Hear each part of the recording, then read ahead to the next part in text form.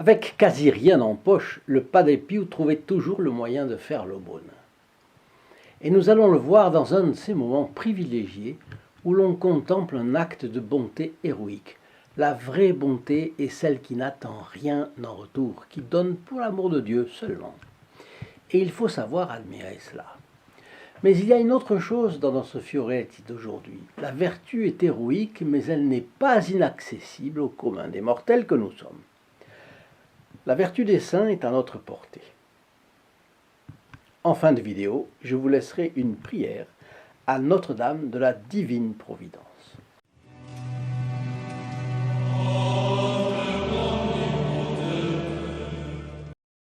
Chers amis fidèles du Padre Pio, bonjour. Mon nom est Jean Goyard et vous assistez au programme sur les pas du Padre Pio. Aujourd'hui, la Providence demandait au Padre Pio de faire confiance et le lui rendait bien. Pour des raisons de santé évidentes, qui n'avaient pas été prises en considération jusque-là, le Padre Pio est enfin réformé du service militaire obligatoire en 1916. En pleine guerre, la guerre a évidemment incliné les bureaux de recrutement à enrôler un maximum de jeunes hommes, même prêtres et même malades, comme on le voit. Qu'il soit démobilisé est plus que justice, puisqu'il est prêtre depuis 1910, et vous savez que dans un pays catholique, les prêtres ne devaient pas être appelés sous les drapeaux, sauf pour porter le secours spirituel aux soldats, évidemment.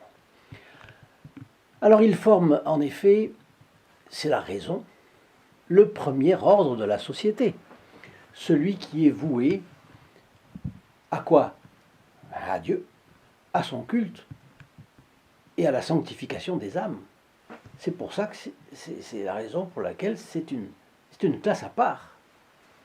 Et on doit épargner cette classe de certaines choses, certaines corvées, c'est normal. Évidemment, je parle du clergé comme il a été depuis toujours. Alors le Padre Pio avait été versé aux tâches de cuisine.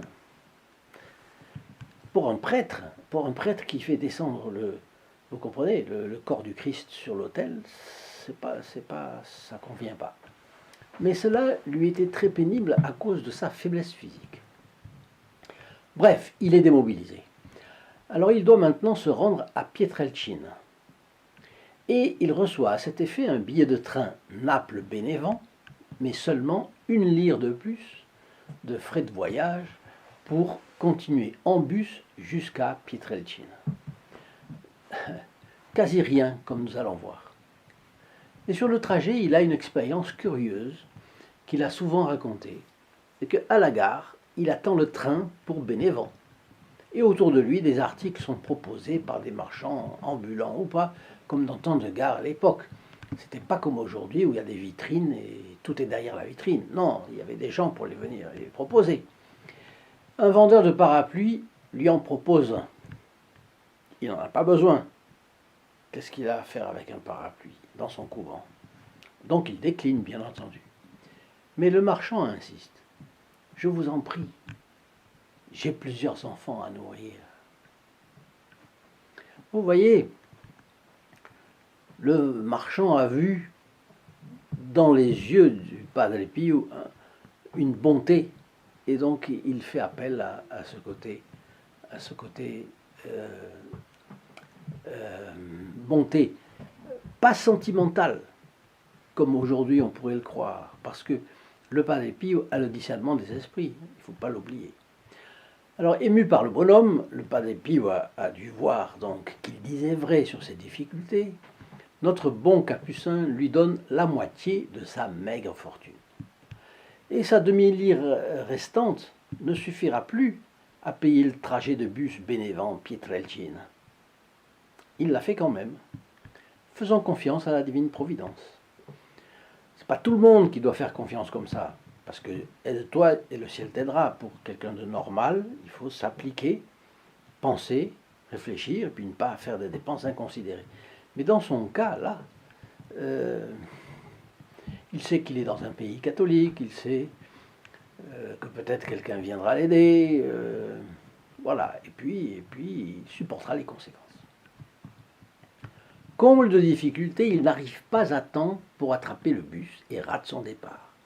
Et il lui faut attendre le prochain bus le lendemain matin, mais sans un sou pour casser la croûte. Je vous rappelle que, alors ça c'est une chose qu'il faut mettre à côté, je vous rappelle que ces photographies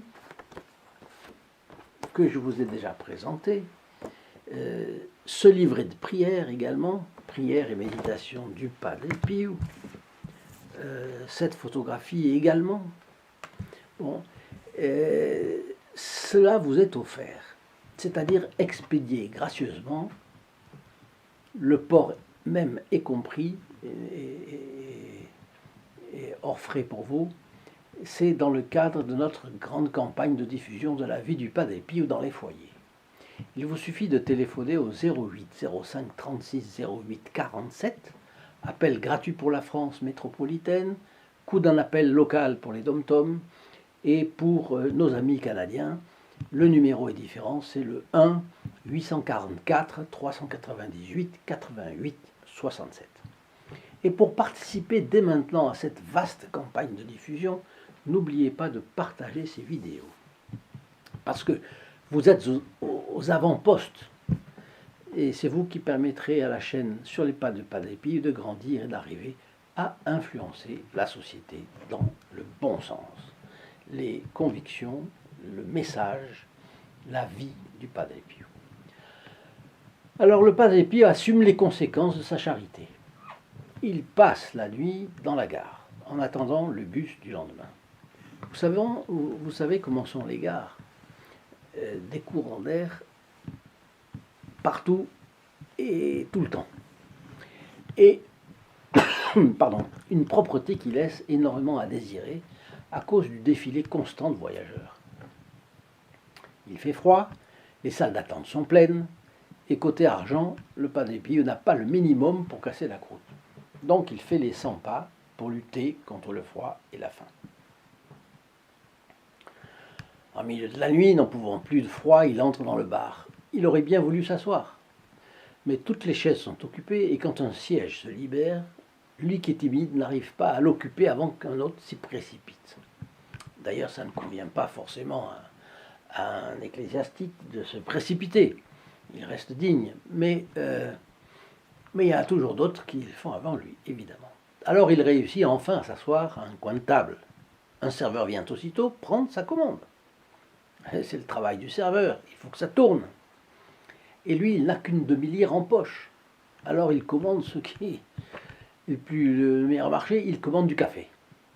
Et il va le prendre lentement pour être assis le plus longtemps possible pour se reposer.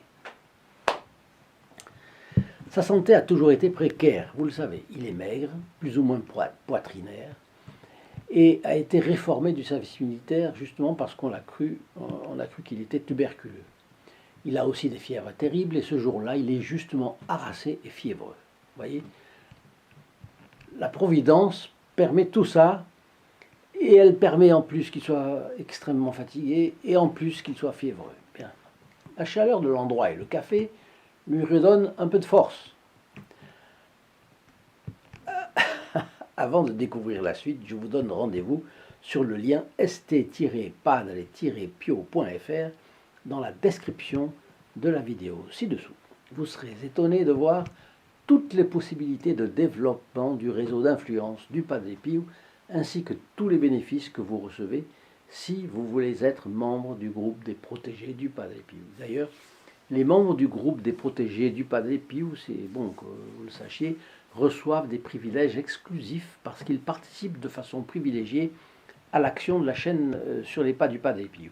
Alors, chaque vendredi de l'année, une sainte messe est célébrée pour eux, donc 52 messes par an. Quand on sait la valeur d'une messe, eh bien, c'est heureux. Ils reçoivent aussi des documents spécifiques, comme la statue du Padre Pio, comme la médaille du Padre Pio. J'en ai ici plusieurs exemplaires différents. Vous voyez, une médaille du Padre Pio.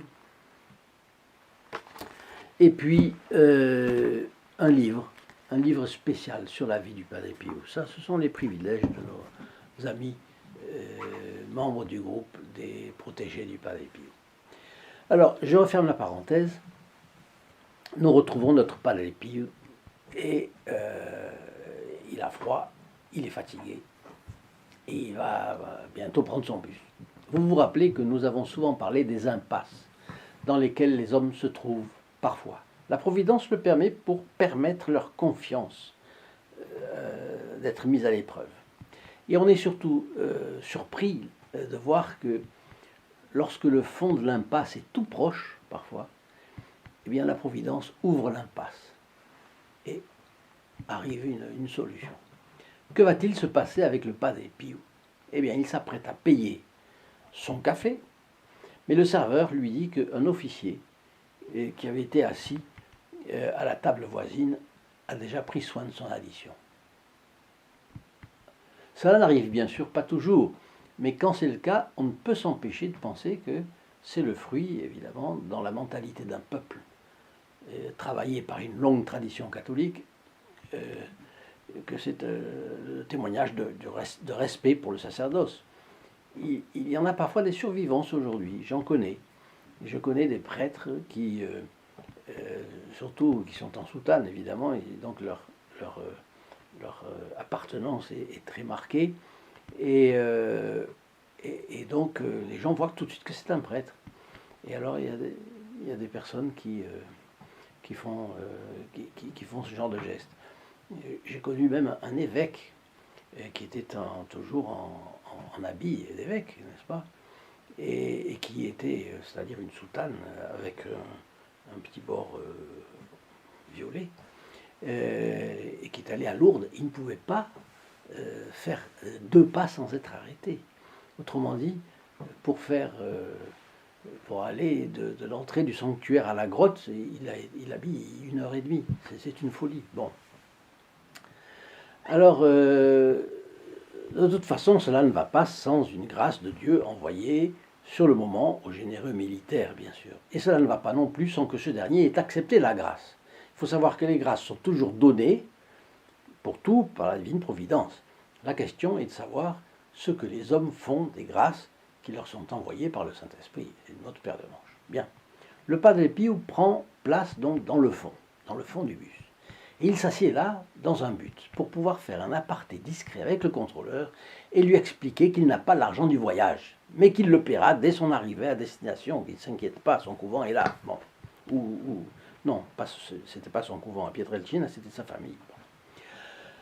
Alors, par son allure distinguée, son voisin de bus est manifestement un homme de la bonne société. Celui-ci ouvre un sac, en sort un thermos et lui verse un verre de lait chaud. « C'est pour vous, jeune homme !» s'exclame-t-il en souriant. Entre-temps, arrive le contrôleur, et avant que le Padre Pio n'ait le temps d'ouvrir la bouche, il lui dit « Ne vous souciez pas de votre billet, il est déjà payé. » Est-ce que c'est le contrôleur? Est-ce que c'est l'homme au thermos? Est-ce que c'est encore quelqu'un d'autre? Je ne sais pas. L'histoire ne le dit pas. Le fait est que le Padre Pio a vu tout ça, plusieurs signes qui se sont enchaînés les uns des autres. Il a fait preuve de bonté pour le vendeur de parapluies et la Providence l'a couvert de son regard affectueux. On n'est jamais seul. Alors le Padre Pio est resté quelques jours à Pietrelcina pour faire ce qu'il devait, puis il est revenu à San Giovanni Rotondo. Dans la vie d'un chrétien, les difficultés succèdent parfois à un rythme que l'on voudrait moins soutenu. C'est ce qu'on vient de voir avec le Padre Pio. Et tout à coup, tout se disperse comme des nuages sous les effets du vent. C'est l'œil bienveillant et attentionné de la Vierge Marie qui veille sur ses enfants. C'est ce que nous prouve l'expérience du Padre Pio. Mais il se peut que nous nous trouvions dans ce genre de situation un jour ou l'autre, si ce n'est déjà fait. Pas d'inquiétude, pas d'angoisse, et faire confiance. C'est ça, c'était les conseils recommandés par le Padre Pio. Et puis sachons nous tourner vers le bienfaiteur invisible et discret, mais tout-puissant et plein de bonté, qui nous vaut ses aides, vraiment venues du ciel. Envoyez-moi vos commentaires, je les lirai avec plaisir, cela m'intéresse beaucoup de savoir ce que vous en avez pensé, mais veuillez m'indiquer dans quelle ville ou région vous vous trouvez, cela m'aide beaucoup à vous situer. Merci beaucoup. Alors, je vous laisse la prière à Notre-Dame de la Divine Providence que je vous ai promise. Mais avant, je vous donne aussi rendez-vous ici en dessous, dans la description de cette vidéo, sur le lien st-padre-pio.fr, et vous serez étonné de voir toutes les possibilités de développement du réseau d'influence du Padre Pio, ainsi que tous les bénéfices que vous recevez quand vous êtes membre du groupe des protégés du Padre Pio. Alors cette prière, qui s'appelle « Supplique à Notre-Dame, Mère de la Divine Providence ». Mère de la Divine Providence. Ô Notre-Dame, Mère de la Divine Providence, il est merveilleux de vous avoir comme mère, car vous êtes si bonne et si attentive à nos besoins que vous êtes toujours prête à les présenter à votre divin Fils. Prosternés à vos pieds, Vierge Immaculée, nous vous implorons avec la confiance d'enfants bien-aimés la grâce d'une aide particulière. Et là, énoncez la grâce qu'on demande, bien sûr. Ô notre Mère, Marie très sainte, voyez combien nous sommes dans le besoin, tant spirituel que temporel. Venez vite, Mère chérie, et montrez à tous que vous nous aidez et que vous nous consolez. Ainsi soit-il. Mère de la Divine Providence, priez pour nous. Chers amis fidèles du Padre Pio, à très très bientôt. Au revoir.